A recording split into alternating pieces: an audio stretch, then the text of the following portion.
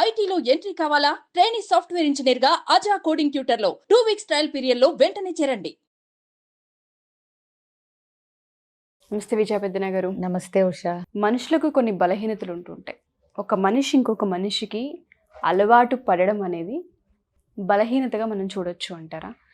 అతిగా ఎప్పుడైతే అలవాటు పడుతూ ఉంటుంటామో దానివల్ల వచ్చే కాన్సిక్వెన్సెస్ ఏంటి? మనిషి ఏ విధంగా సఫర్ అవుతుంది? ఎమోషనల్ పరంగా నష్టం కలిగించేదే అవుతుంది అతి అన్నప్పుడు.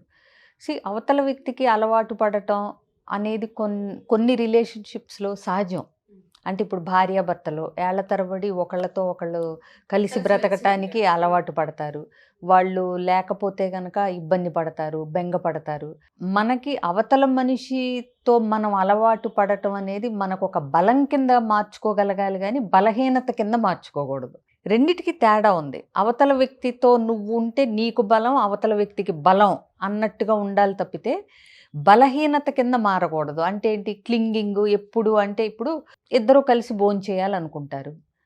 బట్ ఆయన ఇప్పుడు ఆఫీస్ నుంచి రావటం లేట్ అయిందో లేకపోతే ఎవరో ఫ్రెండ్ కనిపించి సడన్గా భోజనానికి రావాలని లాక్కెళ్తేనో వస్తేనే భోంచేస్తాను లేకపోతే నేను అలా ఫిక్స్ అయిపోయాను ఇప్పుడు తిన్ను అన్నాం అనుకోండి, అది అవతల వ్యక్తి మీద మన అవతల వ్యక్తి లేనప్పుడు మన బలహీనత కింద అవుతుంది అది. సో ఇట్లా అంటే ఒక వ్యక్తి మనకి బలం కావాలి కానీ లేదా ఒక వ్యక్తి ప్రెజెన్స్ కానీ ఒక వ్యక్తి సమక్షం కానీ మనకి ఒక స్ట్రెంగ్త్, బలము, మోటివేషను, ఇన్స్పిరేషను అవ్వాలి తప్పితే వీక్నెస్ వాళ్ళు లేకపోతే ఇంకా మనం బ్రతకలేము అనే లాంటి స్టేజ్కి అలవాటు పడటం అనేది నీకు క్షేమకరం కాదు. ఎందుకంటే లైఫ్లో ఎవరు పర్మనెంట్ కాదు, ఏ రోజు పర్మనెంట్ కాదు. అంటే సందర్భాలు వస్తూ ఉంటాయి. ఇప్పుడు 4 రోజులు ఎక్కడికో వెళ్ళాల్సి వస్తుంది. నేను అతను లేకుండాను ఆమె లేకుండాను అసలు బ్రతకలేను అని అంటే చెప్పాను కదా, బలహీనతే అవుతుంది. ఇక్కడ ఇండివిజువాలిటీ ఉండాలి, సెల్ఫ్ నిలబడగలగటం. ఓకే, ప్రతి వ్యక్తి ఇంకొక వ్యక్తితో కలిసి ఇప్పుడు భార్యాభర్తలు ఇద్దరు ఒకళ్ళు లేకుండా ఒకళ్ళు ఉండలేరు అంటే మంచి లక్షణం అది. కాకపోతే ఒకళ్ళు లేకుండా ఒకళ్ళకి అసలు పూట గడవదు అన్నప్పుడు అది కష్టం. అది నాట్ కరెక్ట్ యాక్చువల్గా. సో నువ్వు ప్రేమగా ఉండాలి, బాధ్యతగా ఉండాలి, ఆప్యాయంగా ఉండాలి, వాళ్ళ మీద డిపెండ్ అవ్వాలి. అలా అని ఆ డిపెండెన్సీ అది ఇక కంప్లీట్గా అంటే వాళ్ళు లేకపోతే నాకు రోజు గడవదు, గంట గడవదు, పూట గడవదు అన్నట్టు అవుతుంటే మాత్రం నీ పర్సనాలిటీలో ఎక్కడో నువ్వు చెక్ చేసుకోవాల్సిన ఒక అవసరం ఉంది. అంటే బౌండరీస్, ఒక బిహేవియర్కి ఒక బౌండరీస్, ఎమోషన్స్కి ఒక బౌండరీస్, ఇవి సెట్ చేసుకోవటం, సొంతగా సెల్ఫ్గా బ్రతకటం, ఒక ఐడెంటిటీతో ఉండగలగటం, ఇవన్నీ ఉన్నప్పుడు అంత అంటే డిపెండెన్సీ అంత ఉండదు. అలవాటు పడటం అనేది అలవాటుగా ఉండటం వేరు, లేకపోతే బ్రతకలేకపోవటం వేరు. చాలా డిఫరెన్స్ ఉంది. ఎప్పుడు అన్యోన్యంగా ఉండండి, ఒకళ్ళని విడిచి ఉండలేనట్టుగా ఉండండి, కానీ విడిగా ఉండాల్సి వస్తే కూడా చక్కగా మీ పనులు మీరు సమర్థవంతంగా చేసుకునేలాగా ఎఫిషియెంట్గా ఉంటే అది నీకు తెలియకుండానే యూ డ్రా రెస్పెక్ట్ ఆల్సో.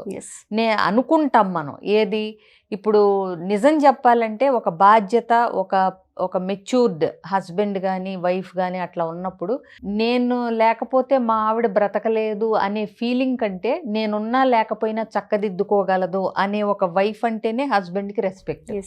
ఎందుకంటే ఆ స్ట్రెంగ్త్కి ఆ రెస్పెక్ట్.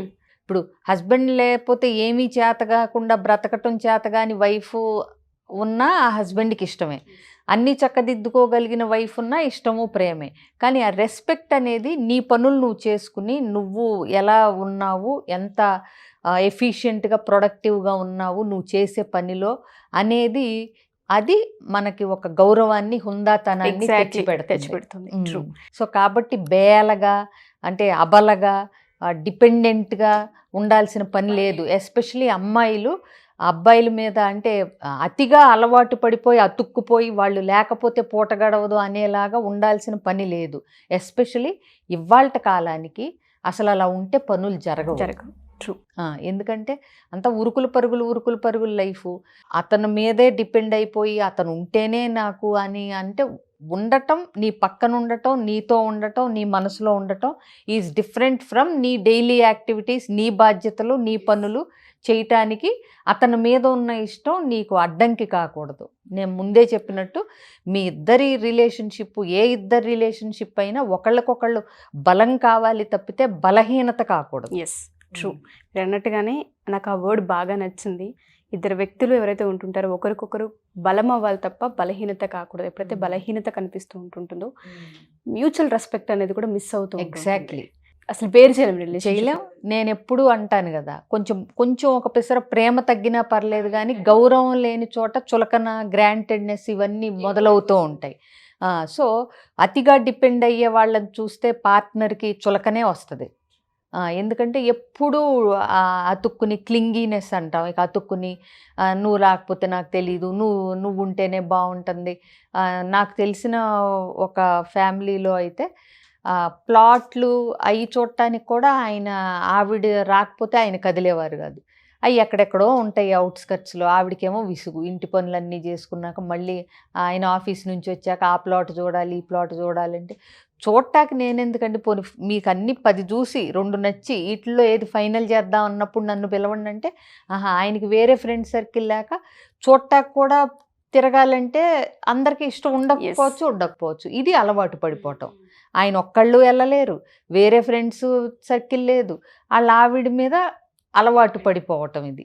సో కొంతమంది మామూలుగానేమో రివర్స్లో, మీ ఆయన చక్కగా ప్లాటులు చూడటానికి కూడా మిమ్మల్ని తీసుకెళ్తారా, మా ఆయన కొన్నాకు కూడా చెప్పరనే వాళ్ళు రకరకాలు. కూర్చున్నప్పుడు ఏంటంటే సరదాగా డిస్కస్ చేస్తున్నట్టు. ఏదేమైనా డిపెండెన్సీ ఎక్కువ అలవాటు పడడం అనేది ఎప్పటికైనా డేంజరే. అతి సర్వత్రా వర్జయేత్.